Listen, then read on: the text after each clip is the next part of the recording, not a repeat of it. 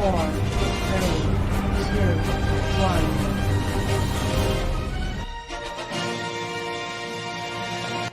Who that? Who that? Who that? Who that? Gossip news, gossip news, gossip, gossip, gossip, gossip.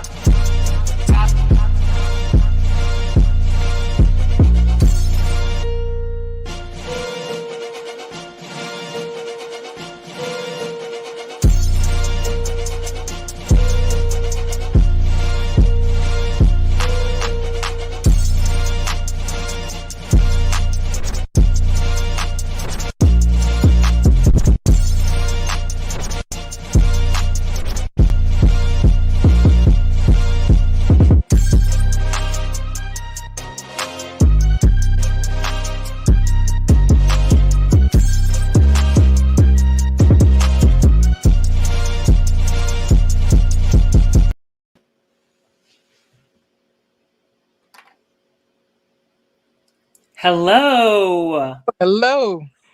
Welcome to the Fox Den. My name is Fox Squire. So I just wanted to let you guys know that this is the show. This is what we're doing this evening. So yes, you see my handles are down there. And this particular show, this particular season is going to be all about conventions. I really want to talk about conventions. And so our theme is going to be pros and cons. You'll see different convention themes happening every single time we get on here, as well as we'll be going ahead and looking at it from a queer lens. We want to talk about what it is to go ahead and be queer in the space.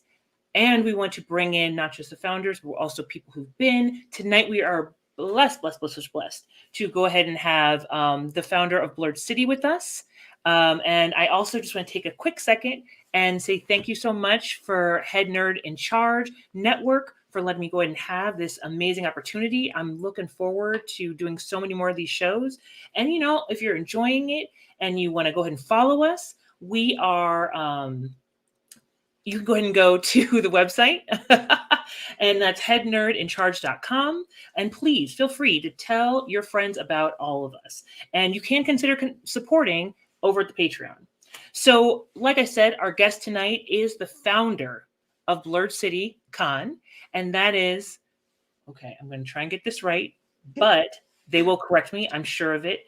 I have Clairesa Clay. Did I get it right, Clairesa? Clairesa. Clairesa. Ooh, see, so close, so close. Always a little bit off. Always a little bit off. It's the pressure of live. How are you doing tonight? Oh, doing really good. Yeah, feeling good and warm in the house instead of being outside. Yes. Yes, always good. Always good. So I just wanted to kind of get right into it.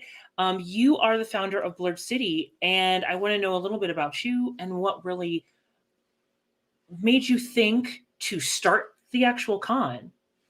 I wanted to do a con. I actually was at the Studio Museum of Harlem looking at Afrofuturism. So I thought the con would be about Afrofuturism.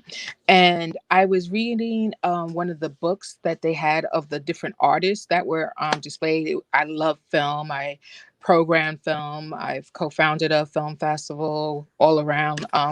Director. I've done so many different things with film. So I was like, okay, well, maybe that's it.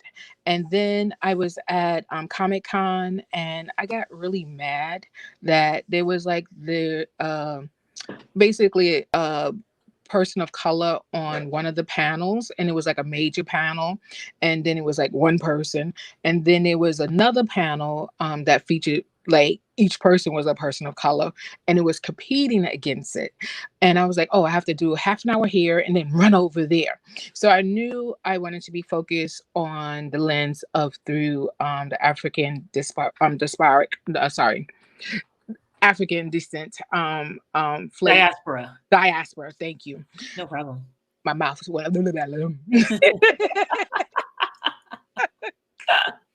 And I was reading the book, and one of the artists had the word blurred, and I was like, okay, what's that?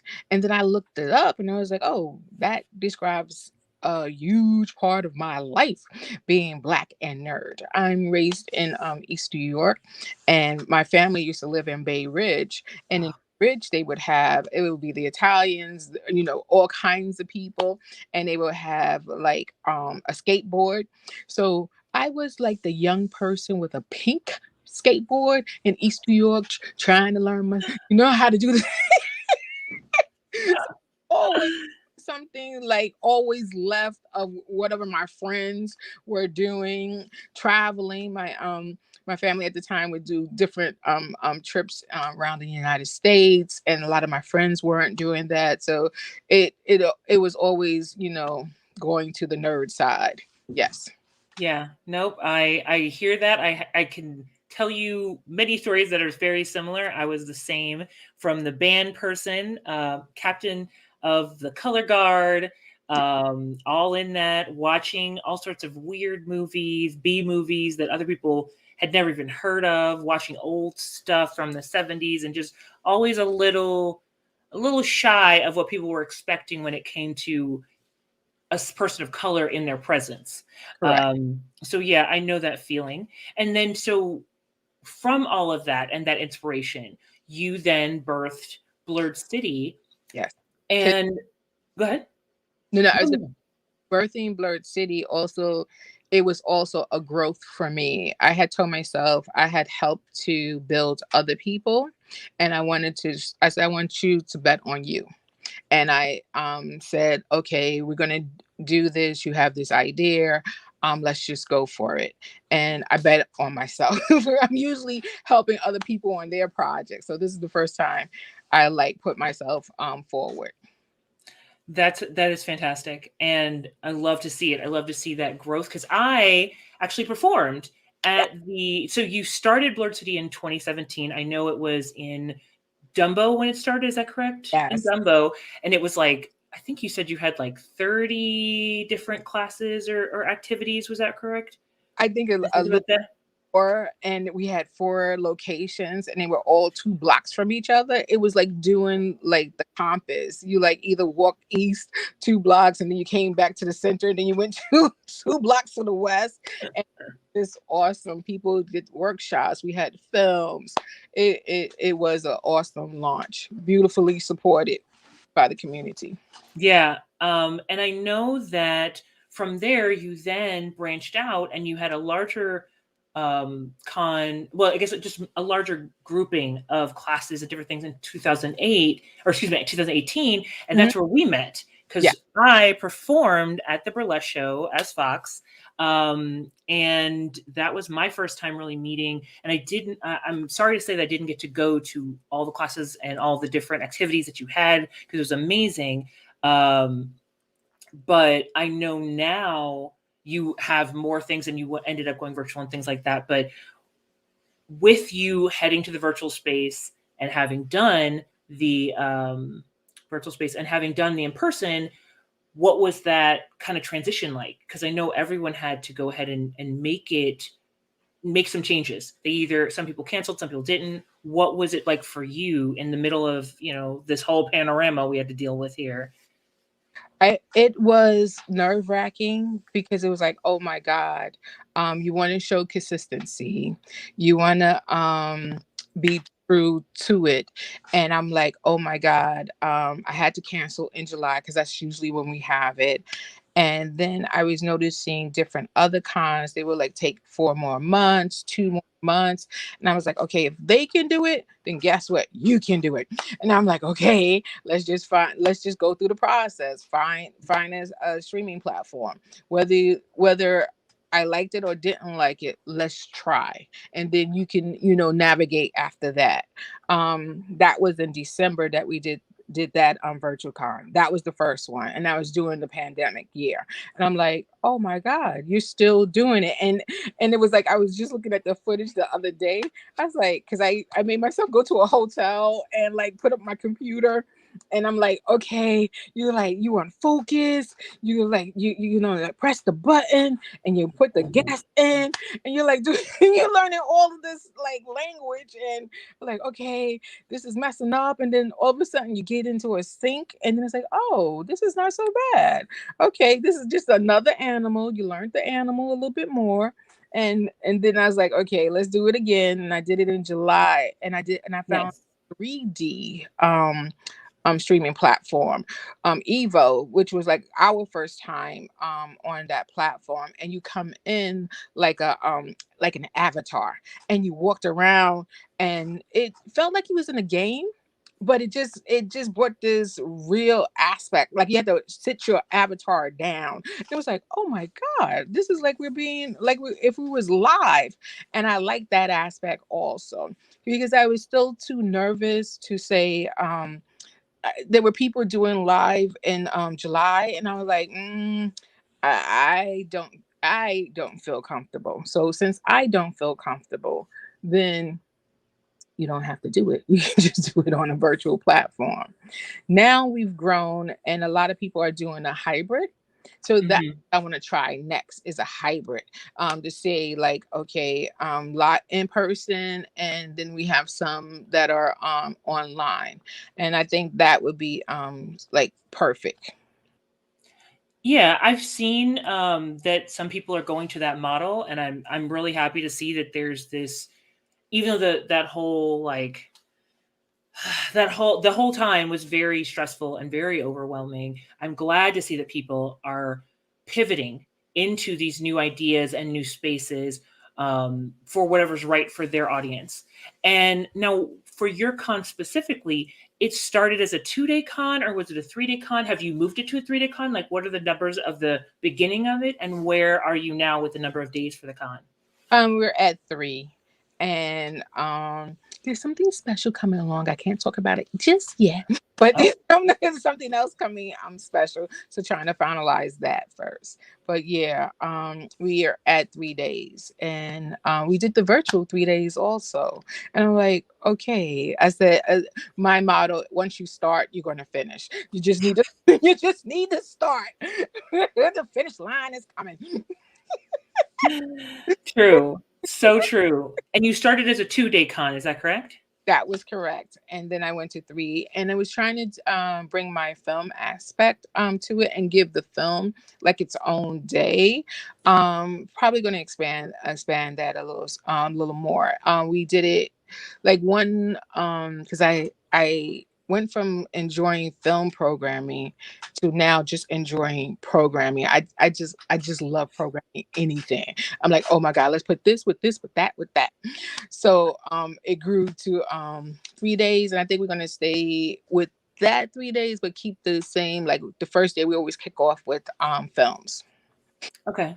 And then now you were talking about the overlap between the film programming and now programming a con. Do you see other overlaps? Because I know you have a background, as you were saying before, with the film. Are you seeing that those are coming into play? And if so, how else are they coming into play? Oh, that's because I just love programming, and I just love film. I like showing off people films. Like even when I was on at film festival, like, okay, you can't leave. I got a fifth film for you to see, and it's just as awesome as the first film. So you gotta stay. So I'm always I'm like beat the audience. But, like here's something else you want to know. Here's some more, and here's another thing. And that's I just love doing that. And then the film portion. Now, where did I know you were telling us the kind of where that idea birthed for Blerd City? Where did that film and that love come from? Was there something some specific film you saw, or was it something that you kind of experienced, or where did that part come into play for you? That's always been okay, so now we're gonna go a full circle, and I'm gonna try to make it a full circle response. Um, right now, I just quit my full time job. I was working as a teacher for at least 23 years, and got 24 years, and got accepted into film school. So now film. Congratulations! Thank you. So I'm like, as I'm doing the con, I'm also doing this other thing, and that is to I've directed short film, and that won some awards. So I've always had the idea that I will be in film, either in front of the camera or behind the camera. When I was doing acting, I kind of didn't like a lot of other people's words. Like when I did an audition and I had to curse, I was like, wait a minute, my grandmother might see this. I wouldn't want her to hear me cursing. I can curse, but like my grandma might see that. So Right. She will get you. yeah, she would get me. So writing has always been a passion, and film. I've always given credit to Daughters of the Dust, Julie Dash and Arthur Jaffa, he's the cinematographer for Daughters of the Dust. And I was like, this is a film where I literally started kissing my skin. I was kissing my the back of my hand because I felt so like beautiful. And I said, this is the experience I want everybody else to have. If I'm having it, I want everybody in our community to have. I want us to feel that beautiful, represented. Like we have stories and we have missing stories. We have missing images. We have missing yeah, that's why I think I love Lovecraft Country. Is like it tied in all of it, tied in the politics, it's tied in the horror, it's tied in so many different things. That's what we're missing from our perspective, not someone else's perspective, but our perspective, which is like being is taking the power into our own hands. And that's where all of that's coming from. Okay, I see it. Now, when it comes to the con itself, I know this is your baby, you're the founder. What is that experience that you're really trying to give? Because I hear that you like love the film part. I know that I was reading some different people who were talking about how there were some different folks who wrote books and who had come. They were a lot of them were POCs who were present in your very first one, and how amazing that was. But what's the experience you're hoping that somebody walks away from after attending your con? That their particular nerd is represented, and that they had a chance to get a deep dive into it.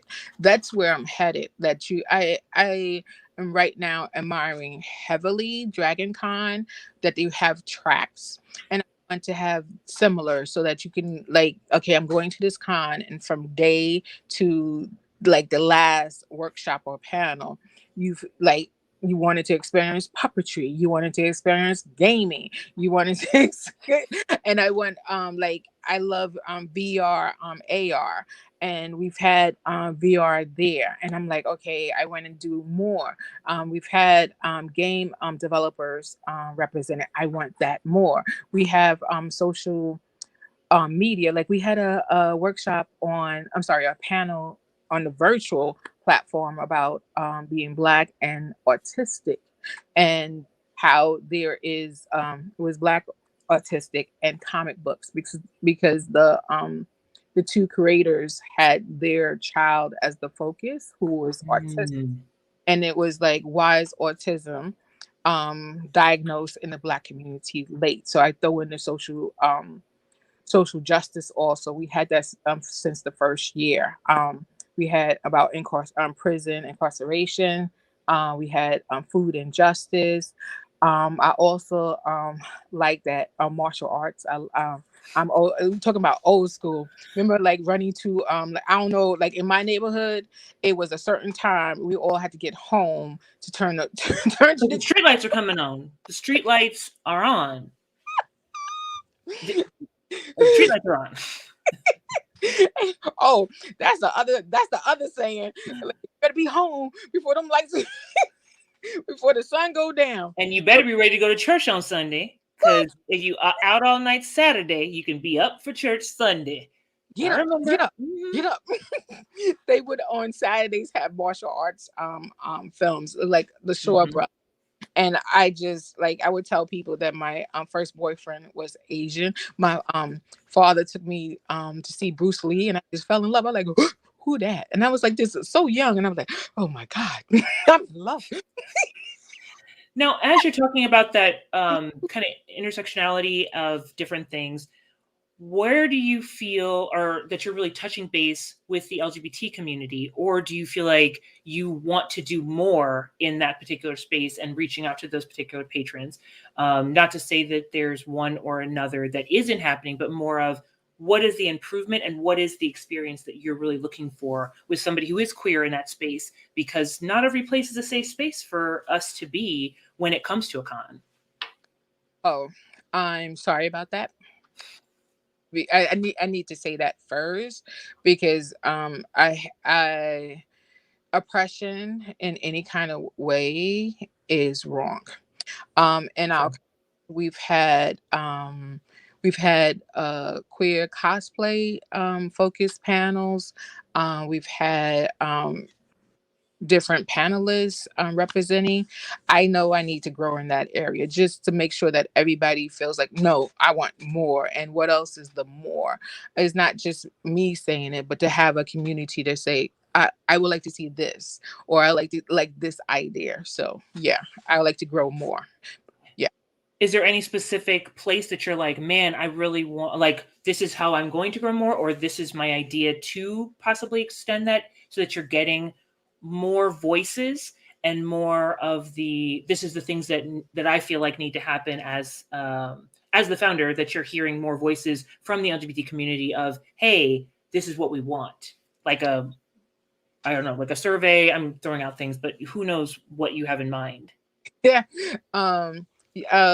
It's how I program. I always try to watch what's trending, and you would hear the voices, social media, panels, films, which is like my favorite thing, art. You will hear the voices saying, this is something that I want to see. And I will just approach the person. I will go in, like, I would literally go to the person's program and then ask them to do a workshop or a panel, or be a part of a panel for me. So I do Okay. a little hodgepodge. But yes, I think I haven't done a survey, and that's has been presented to me multiple times for multiple different levels of Blerd City, to do a survey so that people feel like I can get their input and know that I'm servicing a need that I might not be seeing. Yeah, I know that in all con spaces, it's really easy because the word blurred is such a new coined phrase. Yeah, It's really easy to be like, okay, this is my version of a blurred because I am a blurred. right.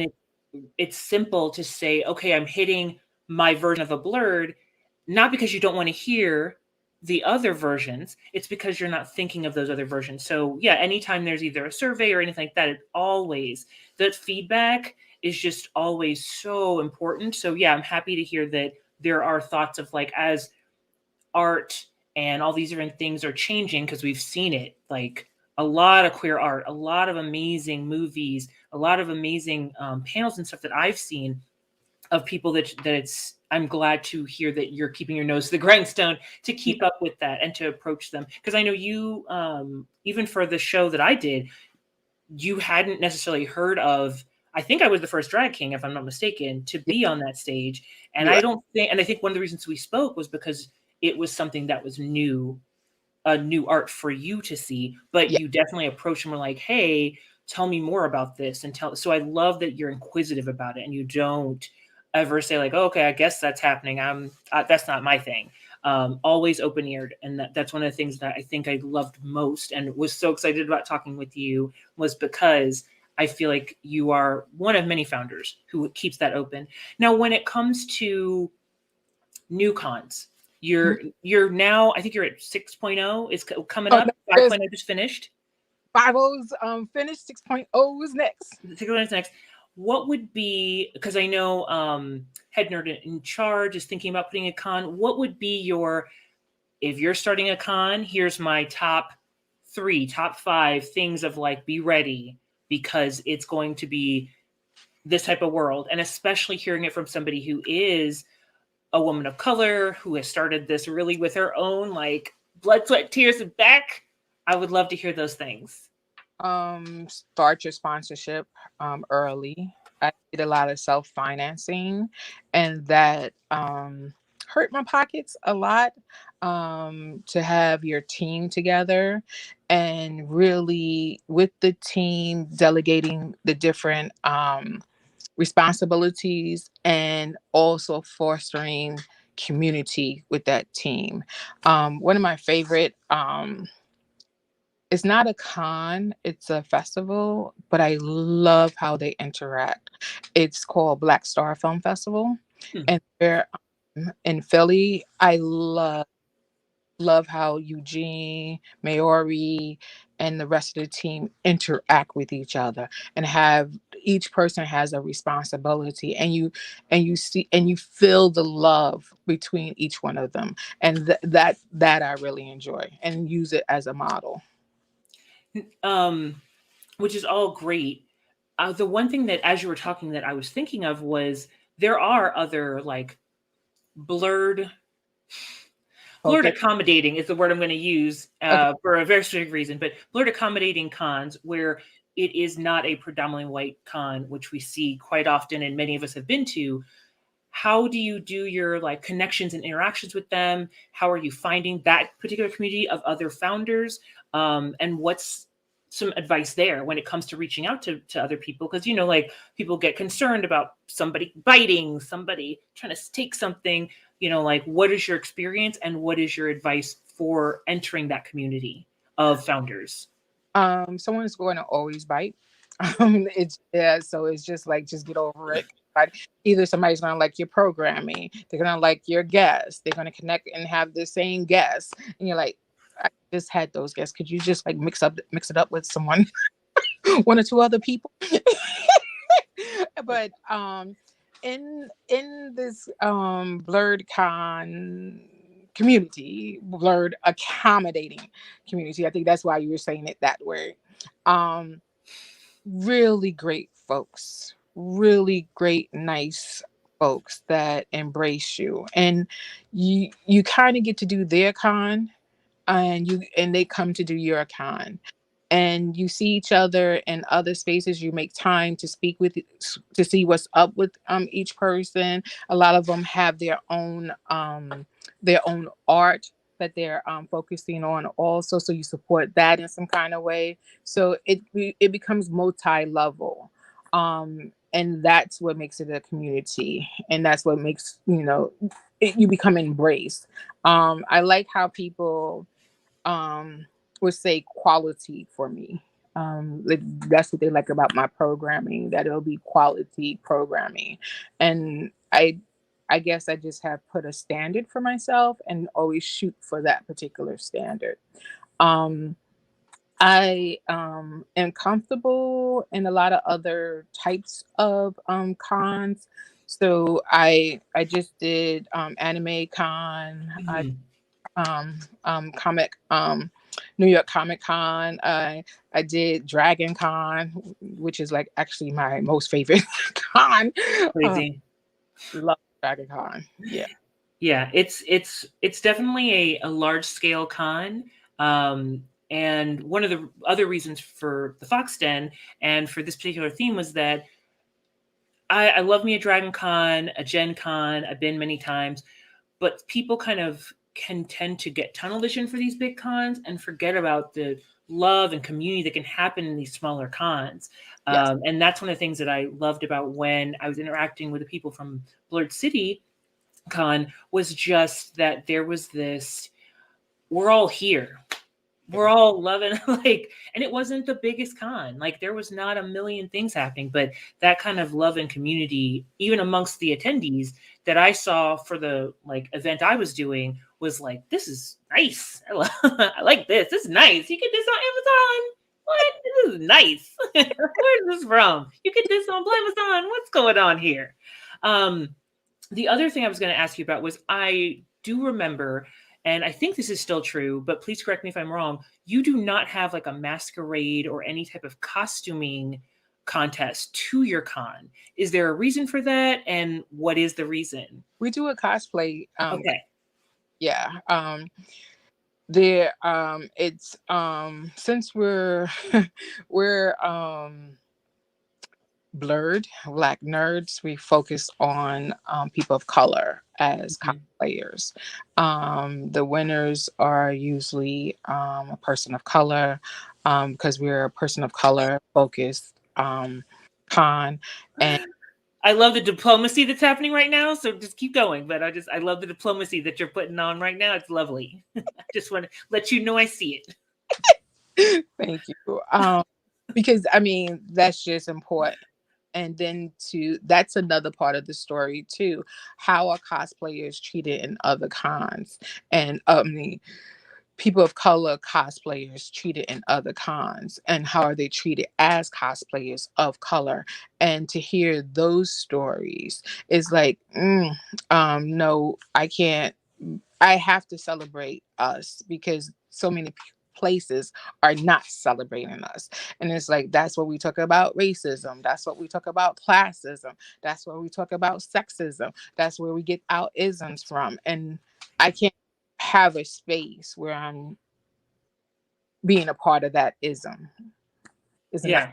So yeah, I'm doing diplomacy. Yeah, I think I did. And I totally get it, totally feel it. And when you know is what I'm going to say to the people who are watching tonight. Um, Now, when it comes to your con and the projects you're working on, how does somebody get a hold of you? Because they're like, you know what, Clarisha, I got this panel and it is ready for you. Now that I've heard all about you, I want to, like, where are they going to get a hold and or to put in their panel ideas? Or Larisha, I've been cosplaying since the young days, since I was knee high to a grasshopper. I need to get a hold of you so I can be there. Where are they getting a hold of you for the Blerd City Con? They can get me on one of the social medias, Instagram.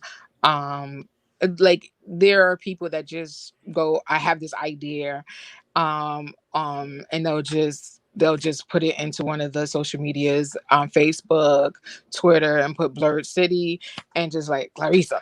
I'm like, okay, that sounds interesting. And then I go, oh, okay, let me go contact the person. And then, we develop a conversation. Usually I talk to the person on the phone. You get that feel for a person, or they'll show you, like, there's a brother that I just because I was looking at his Instagram, Bar Fox, Barr, Fox, and he did a documentary on cosplayers, and it was like just his energy alone and his way of giving to people has just amazed me. That's just like Lady Sensei. Upon meeting her, she did the same thing. She just enveloped me into her world. Like, you've been like touched, like, okay, you're another family member. And that's Oh, you the cousin. That's what. what's Hey, up, cuz? cousin. Hey, cuz. How you doing? Yeah, yeah. So Now, if they are going ahead after they've reached out to you, and if they are saying yes to participate, whether it be, I guess you already have a few tracks because I know you have volunteers. I know you also have people who are participants for your panels. What's kind of that experience, or cosplayers? What's kind of that general experience that they're coming into? Is there usually a table? Are they usually doing a panel? Like, not oh, so much exactly what all the different pieces are as far as compensation, but more of how are they going to get from A to B, or do you want them to have the panel ready, just so that people know what to expect when it comes to, hey, I'm going to go and I want to try and get into this as a volunteer. okay. As a volunteer on the Yeah. website, we put a call out for volunteers, and then we have like a form that you fill out. Then there's some people like, okay, I would like to volunteer. They'll just hit me on social media, and they're like, okay, same process, have a conversation. Some Okay. people meet, and it just goes from there. Perfect. For panels, when you come, some people have their panels. I like when some people are just workshopping it. They're like trying to figure out what are the workable pieces, and what some pieces of their workshop or panel that they would like to not use. So they'll come with the already,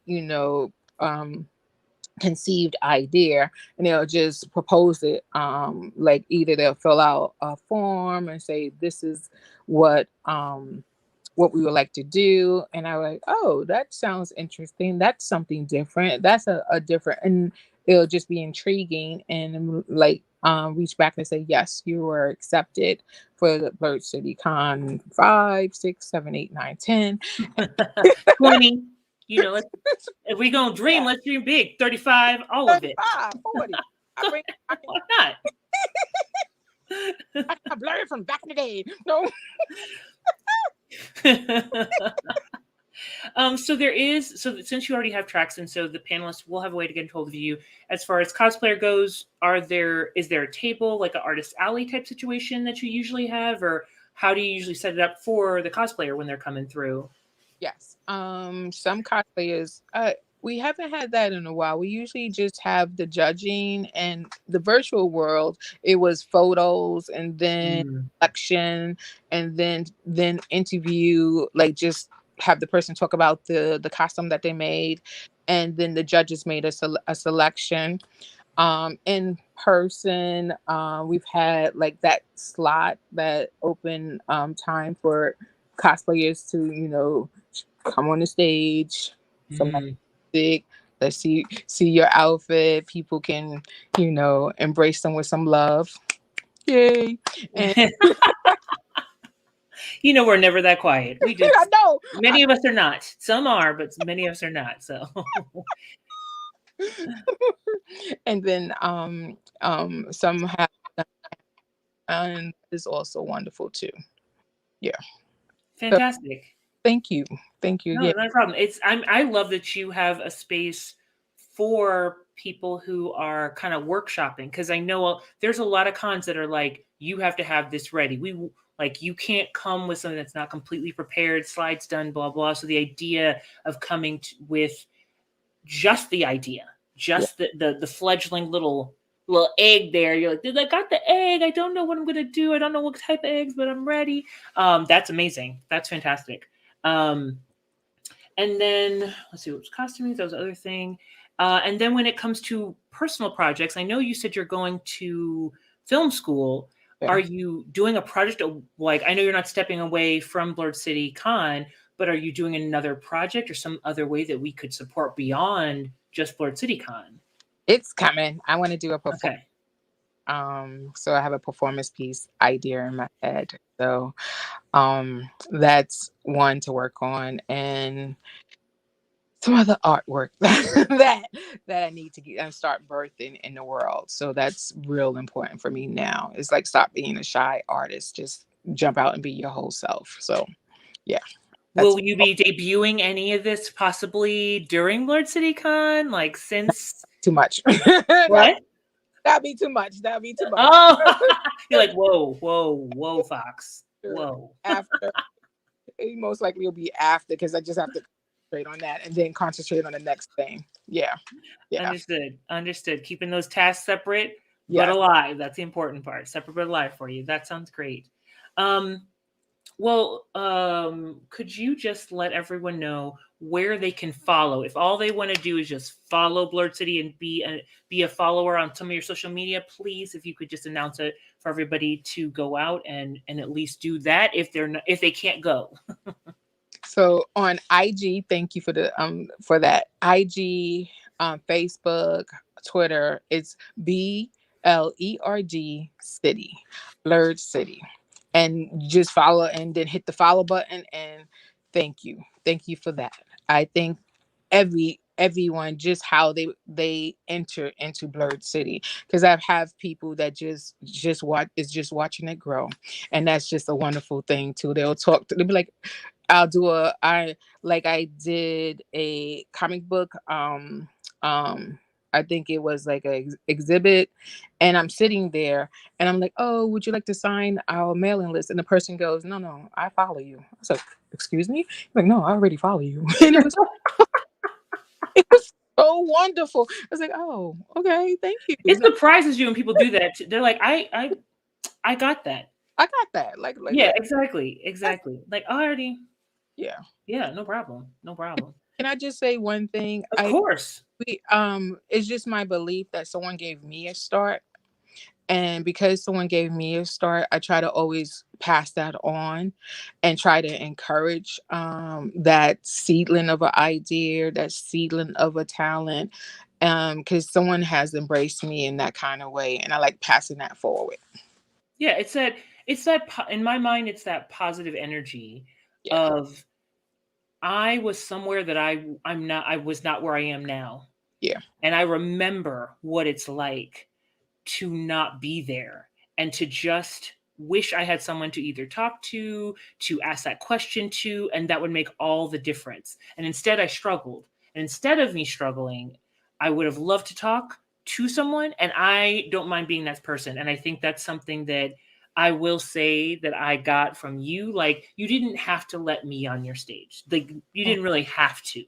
There were other, it was a burlesque show, to be completely honest. It was a burlesque show. So having some drag king up there, it's a little different, but you didn't shy away, as I said earlier. And it's just so loving and open that it just makes all the difference. Like, the idea of coming even on here to the Fox Den and talking about, this is what it would be as a volunteer. This is what we've kind of done as representing for queer spaces and having queer cosplayers. Not everybody wants to talk about that because it can get uncomfortable. Like, well, we're Blerd. Isn't that enough? No, there's more, and we can do more if we all put it in together and we all give that opportunity. So I have to say you're 100% right, 100% right, and then some. So again, I just want to thank you for being here, Clairesa. Clairesa Clay, founder of Blerd City. Clairesa. Oh, I'm so sorry. I was even practicing in my head. Clairesa Clay, yes. Founder of Blerd City. Again, came to the Fox Den, and I thank everyone who was able to sign into the Fox Den. It was such a lovely night with all of you. If you want to follow me on social media anywhere, it's Foxsquire 2016 on all platforms.